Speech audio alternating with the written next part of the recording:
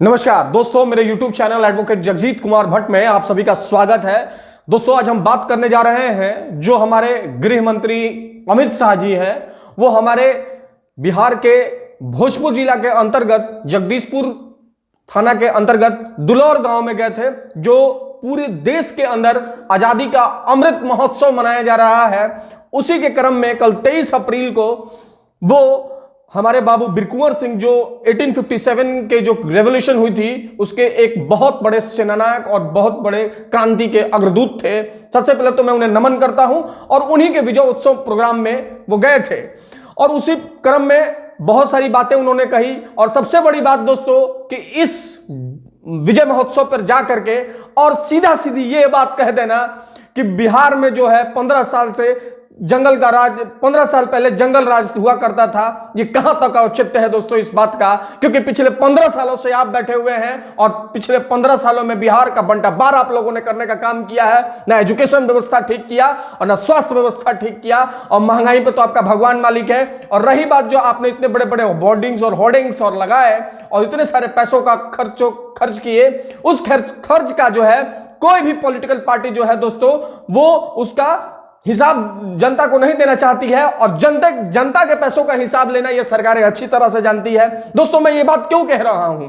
मैं बात इसलिए कह रहा हूं कि दोस्तों, चाहे कांग्रेस बैठे या बीजेपी बैठे या आम आदमी पार्टी बैठे, कोई भी सरकारें बैठे, आरजेडी बैठे, मुलायम सिंह यादव की पार्टी बैठे, कोई भी पार्टी बैठ जाए दोस्तों, वो जनता के पैसों का हिसाब लेना जानती है, लेकिन अपने आए हुए चंदों के पैसों का हिसाब नहीं देना चाहती है। क्यों? क्योंकि बार बार सुप्रीम कोर्ट ऑफ इंडिया ने यह बात कहा कि आप जितनी भी पॉलिटिकल पार्टीज हैं वो आरटीआई के दायरे में आए और लोगों को बताएं कि ये आपके पास पैसा कहां से आया। दोस्तों, आपको जान के ताजुब होगा, ये कोई भी पॉलिटिकल पार्टी इस पे बोलना नहीं चाहती है। क्या राज्यसभा हो, क्या लोकसभा हो, इसमें एक बार भी ये चर्चा नहीं हुई कि क्या पॉलिटिकल पार्टीज को आरटीआई के दायरे में लाया जाएगा और लोगों को बताया जाएगा कि ये पैसा कहां से आया। नहीं बताया जाएगा। उसी क्रम में आप जैसा कि कल देखे होंगे, जितने भी बिहार में हमारे कल गए होंगे जगदीशपुर के दुलौरा गांव में, वहां पर देखने को मिला होगा कितने बड़े बड़े होर्डिंग्स और कितने बड़े बॉडी पोस्टर्स लगाए गए। और तो और दोस्तों, एक सबसे बड़ा बात यह भी हुआ कि आप वहां पे 77,000 लोगों ने एक साथ लेकर के Guinness book of world record में अपना नाम दर्ज करा लिया कि एक साथ हम। मुझे उससे दिक्कत नहीं है दोस्तों, लेकिन मुझे उससे दिक्कत है कि ये जो कार्यक्रम है वो बिहार में सफल हो जाते हैं। जानते हैं क्यों दोस्तों सफल हो जाते हैं? ये इसलिए सफल हो जाते हैं क्योंकि बिहार में जो लोग हैं वो पार्टी पॉलिटिक्स पे जीते हैं, जातीय व्यवस्था पे जीते हैं, और यही जातीय व्यवस्था बिहार के डेवलपमेंट का सबसे बड़ा विकास का बाधक है। हम जब पार्टी पॉलिटिक्स की बात आती है तो हम हो जाते हैं, लेकिन बात जब एजुकेशन की बात आती है, बात जब सेंट्रल यूनिवर्सिटीज की आती है तो हम बात नहीं करते हैं। बात हम जब करते हैं तो जब एजुकेशन व्यवस्था की बात करते हैं तो नहीं हो पाती है। आपको जानकर ताजुब होगा, बीएचयू जैसा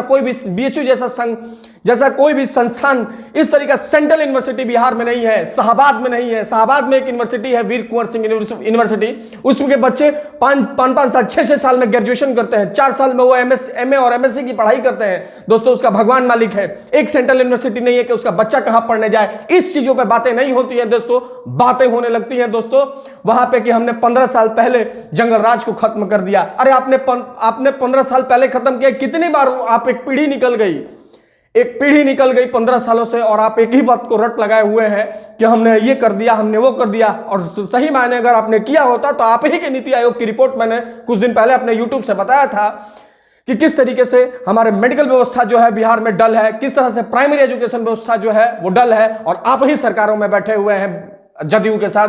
कोई इस पर सवाल नहीं करने वाला है दोस्तों, क्योंकि विजय उत्सव मनाइए, मुझे उससे कोई दिक्कत नहीं है। मैं भी एक भारतीय हूं और मैं भी एक भोजपुरी वासी हूं, मुझे उससे दिक्कत नहीं है। लेकिन मुझे उससे दिक्कत है जब आप शाहबाद में एम्स की स्थापना नहीं करते हैं। आपका एक नेता जो बता दे, ये कह दे कि बिहार में जो शाहबाद में एम्स की स्थापना होगी, दरभंगा में आपने कर दिया। आप क्यों उतरे पटना? आप क्योंकि ना बक्सर में किसी तरह की व्यवस्था है प्लेन को उड़ाने की, डाउन करने की, ना आरा में है व्यवस्था, आपने कहीं आसपास नहीं व्यवस्था किया है। आपको जान करके दोस्तों ताजुब होगा कि जो मूलभूत चीजें होती हैं उस पर बातें नहीं हो पाती हैं। यहाँ पे बात केवल पार्टी पॉलिटिक्स में होती है। लोग यहाँ कहते हैं कि हम डिस्क्रिमिनेशन नहीं कर रहे, और आप डिस्क्रिमिनेशन करते नहीं है तो सबसे बड़ी बात, आप वहां इसलिए नहीं आए थे, आप वहां इसलिए आए थे क्योंकि शाहबाद में विधानसभा पूर्व में विधानसभा चुनाव जो 2020 में हुए उसमें आपको सबसे ज्यादा कम वोट मिले। आप एक भी वहां से एक या आई थिंक 2 सीट आप निकाल पाए। आप 2024 का इलेक्शन का तैयारी करने के लिए आए, आपने बिहार को और खासकर शाहबाद को नजरअंदाज करने का काम किया है। और ये बातें मैं नहीं कहता हूं, आप बहुत सारे ऐसे मीडिया रिपोर्ट्स हैं जो बिहार में और खासकर शाहबाद में कोई मेडिकल व्यवस्था नहीं, कोई एजुकेशन व्यवस्था नहीं और बिहार से पलायन जारी है, मजदूरों के लिए कोई व्यवस्था नहीं, महंगाई पे आप बोलेंगे नहीं, बेरोजगारी पे तो भगवान आपका मालिक है। दोस्तों ये सवाल क्यों है? क्योंकि गृह मंत्री आते तो हैं बिहार में, शाहबाद में आते तो हैं, लेकिन बहुत सारी योजनाएं जो शाहबाद के लिए दी जा सकती थी आपने देने का काम नहीं किया और केवल बरगनाने का काम किया और फिर से आपने ये कॉम्युनल दिखाने का काम जो है किया। सॉरी दोस्तों, सबसे बड़ी बात दोस्तों, वर्ल्ड रिकॉर्ड आप बना लिए। कल झंडे को लेकर के इतने सारे ट्राई कलर्स को लेकर गर्व है हमें, लेकिन हमें गर्व तब होता जब हमारे यहाँ कोई एजुकेशन व्यवस्था इस तरह की होती कि वो वर्ल्ड क्लास फैसिलिटी होती। हमें गर्व तब होता जब हमारी स्वास्थ्य व्यवस्था ठीक हो जाती। क्या इन बेसिक चीजों को भी आप नहीं देंगे? सवाल सबसे बड़ा यही है दोस्तों, क्या आने वाली पीढ़ियों को हम क्या जवाब देंगे? दोस्तों शाहबाद प्रक्षेत्र में मैं बार बार एम्स की बातें कह रहा हूं, एम्स की प्रस्थापना क्यों नहीं हो सकी? शाहबाद प्रक्षेत्र में एक भी उस तरह का मेडिकल कॉलेज और उस तरह की मेडिकल व्यवस्थाएं नहीं है जो इमरजेंसी में लोग जा सके। अब आते हैं शाहबाद में झंडा उत्सव होता है, विजय महोत्सव होना, जब कोई दिक्कत नहीं है उसे आप मनाइए, लेकिन याद रखें जब आप विजय उत्सव मनाते हैं तो एक विजय उत्सव होना चाहिए हमारे मेडिकल व्यवस्था को ठीक करने के लिए, एक विजय उत्सव होना चाहिए हमारे जितने भी मेडिकल व्यवस्था है उनको ठीक करने के लिए, एक विजय उत्सव होना चाहिए हमारे एजुकेशन व्यवस्था को ठीक करने के लिए। लेकिन बिहार में ये सब नहीं हो सकता है दोस्तों। क्यों?